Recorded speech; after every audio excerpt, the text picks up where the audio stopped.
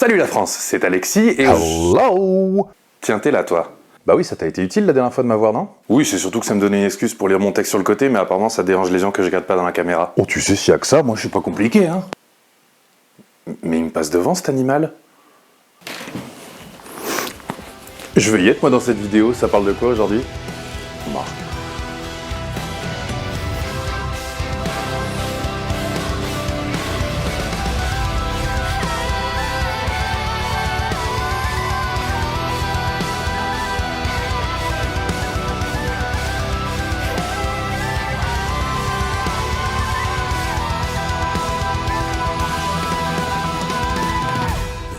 La dernière fois, on a parlé des raisons pour moi d'écrire ce film. Sauf que pour parler d'un film historique, je dois d'abord rétablir la vérité sur Jeanne. Oh l'autre est, déjà la vérité ça n'existe pas. Ah bah pardon, si, la vérité ça existe. La vérité ce sont les faits. Après, tu as la personne qui a vécu la situation, comment elle l'a comprise, comment elle la formule, comment elle l'explique, comment la personne l'entend, la comprend, l'analyse, etc., etc. Et tout ça multiplié par le nombre de gens concernés, bref, on n'a pas le cul sorti des ronces. Mais du coup, comment avoir la vérité? Selon moi, la méthode scientifique. Sauf que t'as pas de blues. Non mais la méthode scientifique, c'est pas quand quelqu'un en blues t'explique quelque chose. Le but de cette méthode, c'est d'organiser la connaissance sur la structure de faits objectifs et accessibles à plusieurs observateurs. En clair, si on brûle le résultat d'une expérience mais pas sa méthode, le résultat doit être le même, peu importe qui mène l'expérience. Ah bah nous voilà bien, comment veux-tu mener une expérience sur une femme qui est morte il y a presque 600 ans? Je vais pas le faire. Notre conversation, c'était un subterfuge machiavélique pour introduire la notion de diégèse. Les enfants, on sait ce que c'est qu'une diégèse? Bande de mythos. La diégèse, c'est l'espace-temps dans lequel se déroule un récit, c'est-à-dire toutes les règles de l'univers dans lequel prend place mon histoire. Peu importe ce que croient les spectateurs, ils doivent adhérer à la diégèse pour permettre ce qu'on appelle la suspension consentie d'incrédulité, c'est-à-dire accepter de ne pas suivre la logique. Les gens voient bien que c'est moi qui joue les deux rôles, mais ils suspendent leur incrédulité pour permettre de suivre le récit. C'est pour ça qu'une diégèse doit être cohérente du début à la fin d'un récit. Parce que si quelqu'un pète cette logique et sort de la diégèse, vas-y pour désincrédulifier quelqu'un. Par exemple, dans Star Wars, la Force existe. Même la personne la plus agnostique accepte cette composante mystique et religieuse parce que ça sert l'univers. Et c'est logique du début presque jusqu'à la fin. Et pour Jeanne, Dieu existe. Et toi, tu crois qu'il n'existe pas? C'est pas la question, on s'en fout que je crois en Dieu. Comme je m'en fous que mon spectateur croit en Dieu, c'est juste que sur un film sur Jeanne d'Arc, le spectateur doit croire en l'intervention divine. Sinon, il ne va jamais adhérer au film. A l'inverse, il va passer tout le déroulé à chercher les moments où j'utilise la religion comme « ta gueule c'est magique, le scénario avance plus ». Du coup, pour expliquer mon développement du film, je suis obligé de séparer les événements factuels des événements où Dieu apporte une aide concrète à Jeanne. Pour les croyants, c'est une intervention du ciel. Pour moi, ça devient un élément diégétique, que je peux utiliser pour mon film, mais dont je dois me méfier pour en maintenir la cohérence.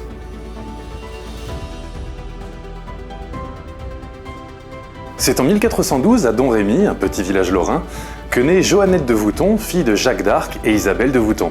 Quoi? Oui, à l'époque, les jeunes filles portaient le nom de leur mère. Un tissu de mensonges! Son père est laboureur, c'est-à-dire un paysan plutôt aisé pour l'époque, mais Jeanne, elle, n'a jamais été bergère. C'est un surnom qui lui viendra bien plus tard, de par son origine agraire, et pour la symbolique religieuse du pasteur, guide des chrétiens.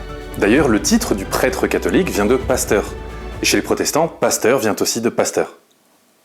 Enfant, elle est très pieuse, douce et serviable, mais niveau scolarité, clairement, on n'est pas à la fête. Elle ne sera jamais capable de lire ou écrire. C'est là qu'on se dit que Steve Métier avait peut-être d'ailleurs une prémonition, pas besoin de faire de longues études pour faire de grandes choses. C'est à partir de 13 ans, en 1425, que Jeanne va connaître ses premières apparitions. D'abord en la personne de l'archange Saint-Michel les premières années, pour la guider sur le chemin de la chrétienté, puis Sainte Catherine et Sainte Marguerite qui vont lui apparaître pour demander de retrouver le dauphin Charles VII à Chinon, le faire sacrer à Reims et bouter les Anglais hors de France. Pour qu'on les boute! Ouais! Ça va bouter! Ouais! D'ailleurs, contrairement à une idée répandue, Jeanne n'a jamais parlé de voix, mais de visions très spectaculaires. Suite à ces apparitions, la dévotion de Jeanne va s'accentuer et elle aura même tendance à s'isoler de son groupe pour s'adonner à la vie religieuse. Elle ira même jusqu'à rompre ses fiançailles. Oui, Jeanne était fiancée. En 1428, le 13 mai, Jeanne rencontre pour la première fois Robert de Baudricourt, petit seigneur local, qui l'enverra chier comme Jaja. En même temps, bonjour! Saint-Michel, Sainte-Catherine et Sainte-Marguerite sont venus me voir pour me demander d'aller chercher le roi et sauver la France. Silence maintenant, ou tu vas prendre une claquade! C'est cette année-là que va commencer le siège d'Orléans par les Anglais et les Bourguignons. Si aujourd'hui, Orléans est une ville secondaire, à l'époque, son rôle depuis les invasions vikings est de sécuriser la remontée de la Loire pour de potentiels envahisseurs. Si Orléans tombe, le royaume tombe. Pour les plus curieux, je vous encourage d'ailleurs à visiter la page Instagram d'Antoine Explore la France, qui a remonté le fleuve en canoë l'été dernier et en a rapporté de super photos. Le 23 février, lors de sa 3e tentative, Jeanne reçoit enfin l'approbation de Robert de Baudricourt, qui, non sans lui avoir fait visiter un père exorciseur, lui fournira une escorte de 6 hommes et un cheval pour aller retrouver le dauphin à Chinon. Un détail qui a une importance gigantesque à l'époque, elle va se couper les cheveux et s'habiller en homme. Nous aurons l'occasion d'en reparler. Arrivée sur place, la légende veut qu'elle reconnut le dauphin pourtant déguisé en clodo au milieu de sa cour, et qu'elle séduisit tous les participants par sa simplicité et sa détermination. C'est alors que l'histoire de Jeanne, chef de guerre, commence. Elle n'en a d'abord que le titre, parce que c'est une toute petite troupe qu'on lui confie pour rejoindre Orléans, mais désormais équipée de sa bannière blanche frappée des fleurs de lys, symbole de la royauté française, et le mystère qui entoure cette femme encore inconnue 3 jours plus tôt, eut un effet considérable sur les troupes qu'elle rejoignait. Je m'arrête ici une seconde pour les plus sceptiques sur la réalité des faits.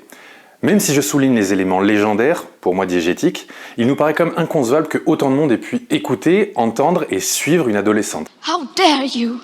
Eh bien, figurez-vous qu'elle n'est pas la seule femme du peuple, modeste, à s'être représentée pour sauver la France. Une prophétie de Sainte Brigitte, une des saintes patronnes de l'Europe, avait annoncé 50 ans plus tôt qu'une femme émergerait du peuple franc pour en sauver le royaume. Une autre prophétie encore plus ancienne serait même attribuée à Merlin. Une déclaration de Jeanne à son procès, jamais contestée mais probablement plus légendaire que réelle, veut qu'elle refusa l'épée qu'on lui tendit. En effet, guidée par ses apparitions, elle envoya un page récupérer la lame de Pierre Bois, l'épée de Charles Martel, qui était enterrée sous une chapelle dont personne ne connaissait l'existence.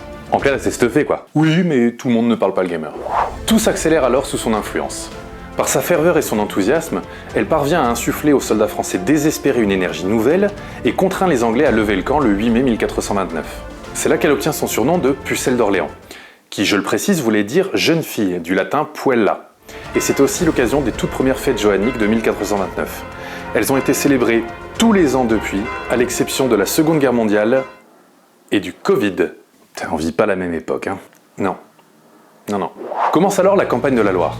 La chute d'Orléans et la figure de Jeanne provoquèrent une insurrection générale dans la population française, et les Anglais en difficulté durent se replier sur la Normandie suite à la victoire de la bataille de Patay le 18 juin. Le 5 juillet, siège et prise de Troyes en 5 jours, alors que ces cons venaient tout juste de prêter allégeance à Henri VI. Ayant réussi à traverser le territoire bourguignon sur l'initiative de Jeanne, le dauphin Charles VII est couronné roi de France le 17 juillet 1429 en la cathédrale de Reims, devenant ainsi Charles VII le bien servi. Le 8 septembre 1429, obsédée par la libération de Paris, Jeanne et ses troupes attaquent la ville à la porte Saint-Honoré. Le problème, c'est que les Parisiens sont tout acquis à la cause anglaise et participent activement aux défenses. Elle est blessée d'un carreau d'arbalète, doit se replier, et c'est le début des galères. Repliée vers la Loire, la cour du roi fait dissoudre l'armée de Jeanne pour calmer son influence qu'il commence à voir comme une menace, et l'envoie plutôt chasser des bandes de pillards. Jeanne perd donc son envergure nationale et elle finira même par perdre une seconde fois à la Charité-sur-Loire face à un chef de bande. Un hiver très rude impose une trêve entre les deux royaumes, à tel point que Jeanne est même carrément mise au chômage technique. De fait, Charles VII a maintenant presque aussi peur de Jeanne que les Anglais. Il la met donc de côté et préfère négocier. De son côté, Jeanne préfère la marave et elle part donc pour Compiègne en mai pour faire lever le siège anglais. Son enthousiasme excessif l'amène à charger hors des murs et elle ne put rentrer à temps. C'est là qu'un archer anglais s'agrippe à sa cape, la fait tomber de cheval et Jeanne est emprisonnée par les Bourguignons. Jacques Tanguy nous éclaire sur ce qui va alors arriver à Jeanne. Comme tout prisonnier, elle va être mise aux enchères parce que le but de la guerre à cette époque, c'est ça, faire des prisonniers et les vendre pour financer la guerre. C'est donc le plus offrant qui pouvait la récupérer. En clair, Charles VII avait des oursins dans les poches, quoi. Je dirais même que ça a été un énorme crevard, et Jeanne finit emprisonnée dans les geôles anglaises à Rouen le 23 décembre 1430.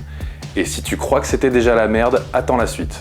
Le 21 février 1431, ça fait déjà presque 2 ans que Jeanne est emprisonnée, son procès en hérésie commence. Mais elle disait être guidée par Dieu. Oui, justement, tant qu'elle est la main de Dieu, les Anglais pourront jamais faire redescendre la ferveur populaire autour de Jeanne.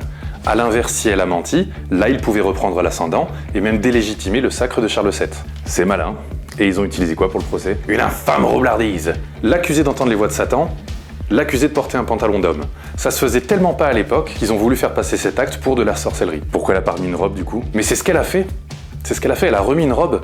Sauf que les Anglais n'ont jamais retiré le pantalon de sa cellule. On en reparle dans une minute. Pendant plusieurs semaines, elle sera interrogée par un tribunal mené par l'évêque Pierre Cochon, et s'en sortit d'ailleurs extrêmement bien. Mais gagnée par l'épuisement et le désespoir, elle finira par abjurer le 24 mai. Elle dira avoir menti et ne pas avoir eu de vision divine. Ce n'est pourtant pas ça qui permit de la condamner.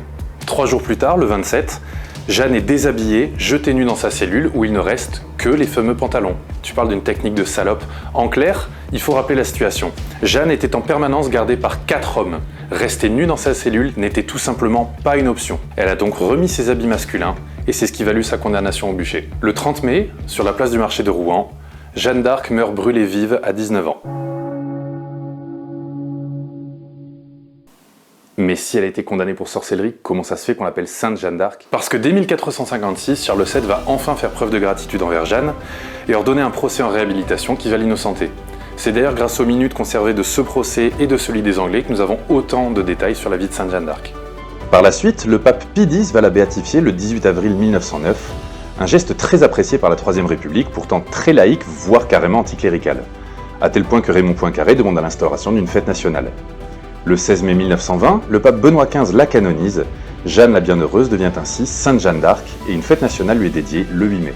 De nos jours, le 8 mai célèbre la fin de la Seconde Guerre mondiale et nous avons malheureusement oublié la fête nationale de Sainte Jeanne d'Arc. Tiens, mais ce serait pas l'excuse toute trouvée pour établir la vérité sur une autre fête? Ça perd les popettes, mais tu as bien raison. Alors, le 14 juillet, notre fête nationale, n'a jamais célébré la prise de la Bastille. Officiellement, on célèbre la fête de la Fédération du 14 juillet 1790. Cet événement gigantesque instituait la nation française en fédérant les républicains et les royalistes autour de la monarchie parlementaire qui était devenue le Royaume de France. Chers amis, merci d'avoir regardé ma vidéo. Encore une fois, j'espère que vous aurez appris des choses. S'il vous plaît, prenez une seconde pour liker et commenter cette vidéo, ça m'aide énormément pour le référencement et n'hésitez pas à me poser une question, à me raconter une anecdote, me faire une remarque. Tout ça vraiment m'aide autant pour le référencement que pour moi le contenu de la chaîne. Enfin, n'hésitez pas à en parler à vos proches. Plein de gens autour de moi l'ont fait et j'ai eu beaucoup de retours super positifs d'ailleurs. Un carnet d'adresses qui commence à se remplir et tout ça j'en ai besoin et c'est hyper gratifiant. Donc je vous dis merci encore, à la prochaine et n'oubliez pas, c'est beau la France.